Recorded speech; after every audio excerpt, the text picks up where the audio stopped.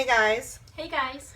There's a video going around about prototypes versus customs or prototypes versus people or something of that nature. So I have a couple things to say. It's story time today. These are stories I don't like to tell because they're not very pleasant, but I feel like people need to understand what it really is like to be an artist.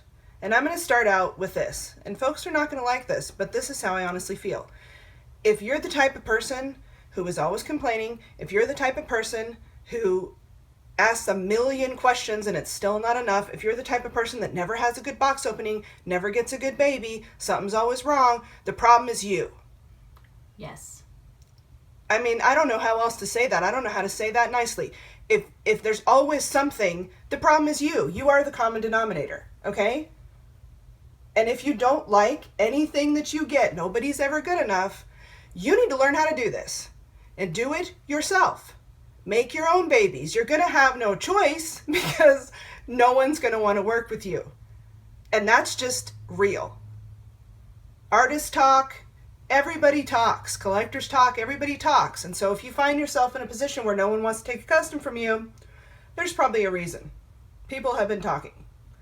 So that's number one. If you don't like having to wait and you don't like understanding that artists have to make a living, if they do this and this is their job, and that is predominantly what happens with stuff like this, there's a lot of artists that this is what they do. This is all they do. They don't work at Burger King. They don't work at McDonald's. They don't work at Walmart. They don't work in an office. They paint. This is what they do. So your $400, $500, $800 is not going to last them months. You're not paying them enough for them to not work on anything else. If they don't have other custom orders coming in, or even if they do, they have to feed their family, they're going to make a doll for eBay. They're going to make a prototype so they can sell to get some money. This is all part of their job. I mean, to say that I paid you for a custom and now you can't work on anything else is like dropping your car off at the auto shop and saying, close the shop down, it's mine now, I dropped my car off with you, and then calling them every day to find out what's going on. Like, are you kidding me? Please tell me you're kidding me. No one's going to want to take custom orders anymore. I've seen this coming for years, okay? I don't take customs. Ems doesn't take customs anymore. Tons of artists who, when I started collecting, took customs, don't want nothing to do with it now, and it's because of stuff like this. So I'm going to tell you a couple of stories. First story is called Shoot Your Gecko in the Face. And this is a real story, okay? Ems was taking custom orders a couple years ago, and one lady decided, one customer, that she wanted her money back. She didn't want to wait any longer. It was taking longer than she wanted. She didn't want to wait. She wanted her money back.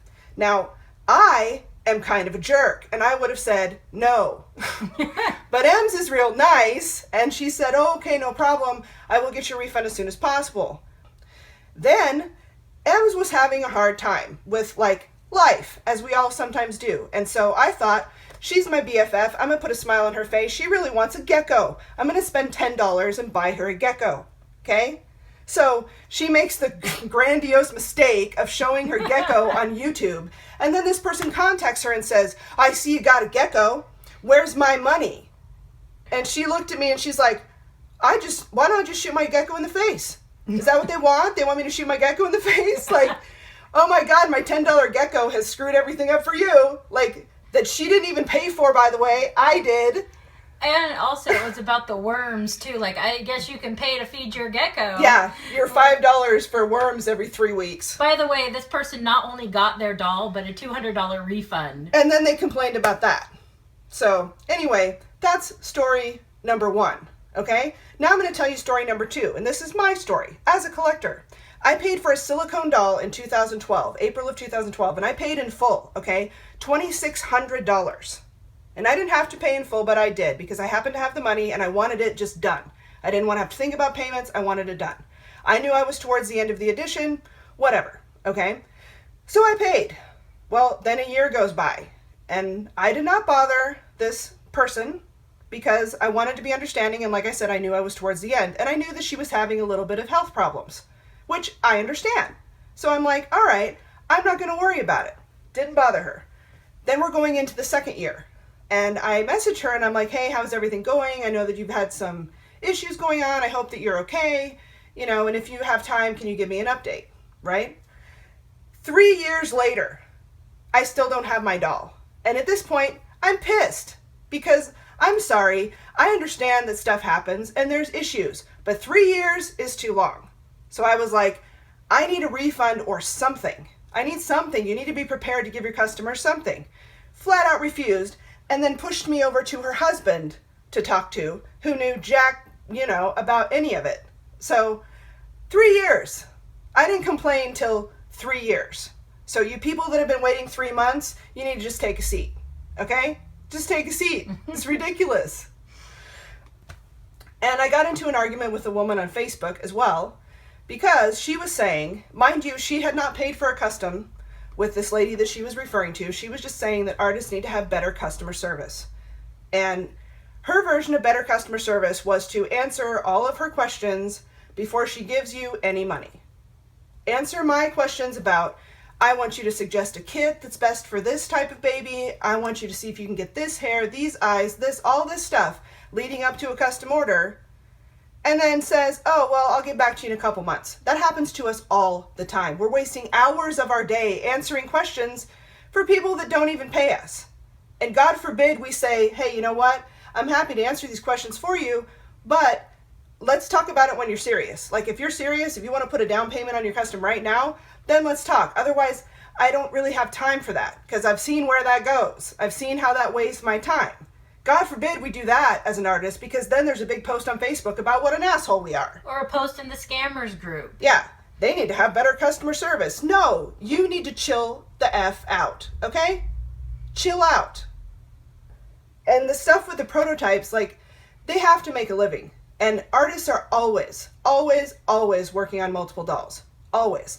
They may be working on your custom with other customs. They may be working on your custom with dolls for themselves. They may be working on your custom with giveaway dolls. They may be working on prototypes with your custom or stuff to put on eBay because they have to make a living. The world does not stop because you gave me a couple $100. You do not own me because you have a custom with me. And you want to go on Facebook and you want to go on Instagram and you want to go and look at my life and make all your decisions. Let me tell you a story about that. I did a giveaway Grinch last year for Christmas. I also did some customs. I uploaded a video of the giveaway saying, this is who we gave it to and blah, blah, blah. Then I sent home right after that a Grinch that was a custom. That person was all up my ass about how she should have gotten her Grinch first. Clearly they were done at the same time. Why didn't she get hers first? Because the other was a giveaway and she was paid. Well, let me tell you why. I didn't upload that video about the other Grinch, which was done way before this custom order, because it was a surprise for the person who was receiving it. I spoke to her mother. She was a teenager. And I was like, this is what we want to do for your daughter. The whole thing was a surprise. So that baby was done way before this custom order baby. They just didn't know that because I waited for the baby to get to Canada so that it wouldn't ruin the surprise. So don't think you know what you think you know, because you don't know. You cannot tell what's going on in my life or M's life or anybody's life just because you saw something on Facebook. That is 5% of my life. I get so tired of being judged for an Instagram photo or a Facebook post. Like, you're not seeing the whole picture. And you don't own me just because you gave me a couple $100. If I tell you it's going to take 16 weeks, which, by the way, if I ever take a custom, that's what I always say, and you get your baby in 16 weeks, I don't want to hear about it.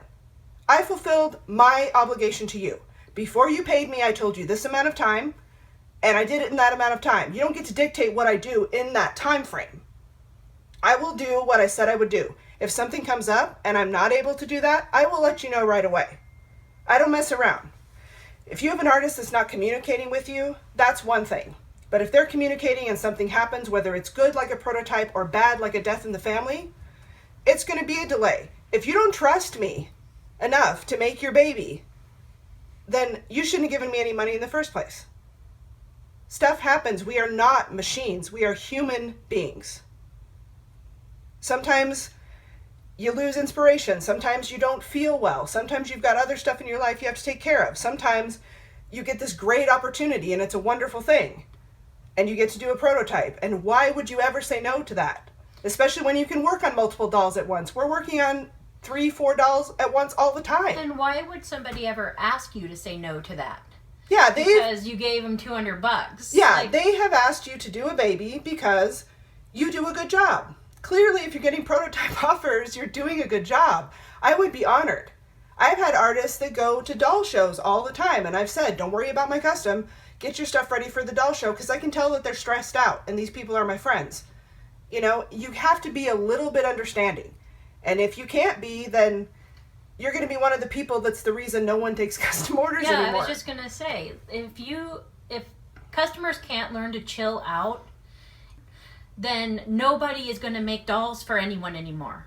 All of us artists, we can make dolls for ourselves. Yeah, we don't need to make dolls to make money to get more dolls. Like, we make the dolls we want for ourselves. We can make dolls for sale. For people to think, and this is what this lady on Facebook said, for people to think that, well, we are your lifeline, we are your livelihood, you have to make customs for us. No, we don't. We absolutely don't. We can make customs just to put on eBay. And you know what? If that's all that there is, you will buy those. Customers will buy those things. And they will have no choice soon, like I said, because people are going to stop taking them. And artists don't have to go along with all the BS that goes along with and all the whip taking a pictures custom. and all the stuff. Like, I'm a collector too, so I'm speaking from both sides, and I'm telling you, you need to relax. The amount of drama and the, you know, I got to jump on this, I got to jump on that in this community is insane. It's crazy. Relax.